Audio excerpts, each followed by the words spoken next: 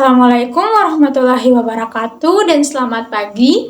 Perkenalkan, nama saya Yana dengan NPM 2384250024. Pertama-tama yang saya hormati Ibu dosen pengampu mata kuliah belajar dan pembelajaran, Ibu Rinintoyo Oya, SPD MPD. Di sini saya akan menjelaskan dua teori belajar. Yang pertama, teori belajar behavioristik, dan yang kedua, teori belajar kecerdasan ganda.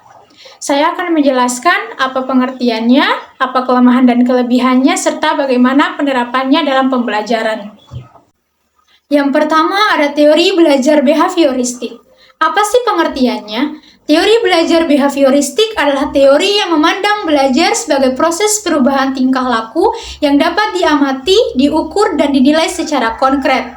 Fokus utama teori ini adalah pada perubahan perilaku yang dapat diamati sebagai hasil dari interaksi antara stimulus dan juga respons. Kemudian, apa sih kelemahan dari teori belajar behavioristik? Yang pertama, terlalu menekankan pada aspek tingkah laku yang dapat diamati dan mengabaikan aspek mental. Kedua, kurang memperhatikan perbedaan individual dalam proses belajar. Kemudian ketiga, cenderung mengabaikan peran kognitif dalam belajar. Dan yang keempat, kurang memperhatikan pentingnya motivasi internal dalam pembelajaran. Kemudian, apa sih kelebihan dari teori ini? Pertama, memberikan prosedur yang jelas dan terstruktur dalam proses pembelajaran. Kedua, efektif untuk melatih keterampilan dasar dan pembentukan kebiasaan. Kemudian ketiga, dapat diterapkan pada pembelajaran dengan jumlah siswa yang lebih besar.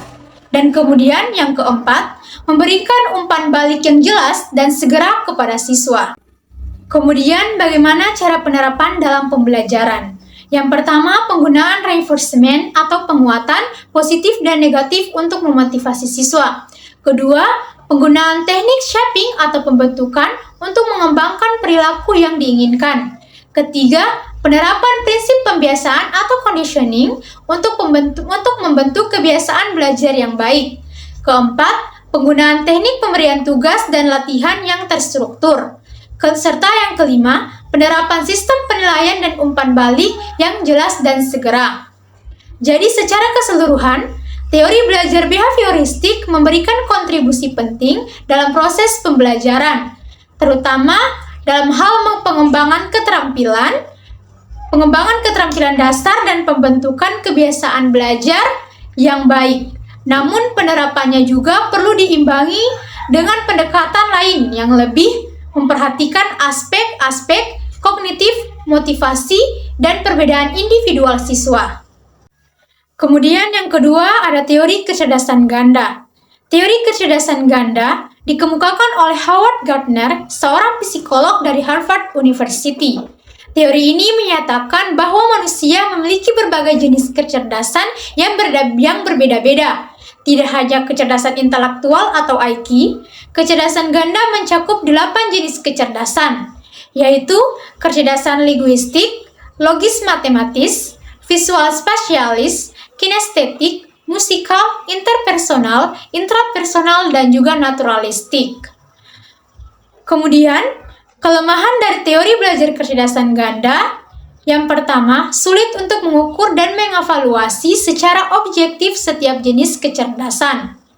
Kemudian, yang kedua, membutuhkan waktu, sumber daya, dan upaya yang lebih besar dalam penerapannya di dalam kelas.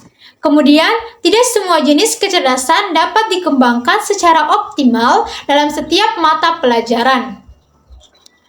Kemudian, kelebihan dari teori belajar kecerdasan ganda yang pertama, memberikan pemahaman yang lebih komprehensif tentang potensi dan kemampuan individu. Kemudian kedua, memungkinkan seorang guru untuk mengembangkan strategi pembelajaran yang lebih bervariasi dan sesuai dengan kebutuhan siswanya. Kemudian yang ketiga, mendorong siswa untuk mengembangkan berbagai jenis kecerdasan yang dimilikinya. Keempat, membantu siswa untuk menemukan dan mengembangkan bakatnya serta minatnya. Dan yang kelima, menciptakan lingkungan belajar yang lebih inklusif dan menghargai keberagaman. Kemudian yang terakhir yaitu penerapan teori belajar kecerdasan ganda dalam pembelajaran. Yang pertama, mengidentifikasi dan memahami profil kecerdasan ganda siswa melalui asesmen atau observasi. Kedua, merancang kegiatan pembelajaran yang melibatkan berbagai jenis kecerdasan yang seperti sudah saya jelaskan tadi. Yang pertama, kecerdasan linguistik, yaitu membaca, menulis, berdiskusi, bercerita. Kemudian kecerdasan logis matematis, yaitu pemecahan masalah, eksperimen, dan analisis data. Kemudian kecerdasan visual spasial, yaitu membuat peta konsep, diagram, dan juga gambar. Kemudian kecerdasan kinestetik, yaitu demonstrasi, simulasi, dan juga proyek. Kecerdasan musikal, yaitu bernyanyi, bermain musik, dan juga mendengarkan. Kemudian ada kecerdasan interpersonal, yaitu kerja kelompok, presentasi, dan juga diskusi.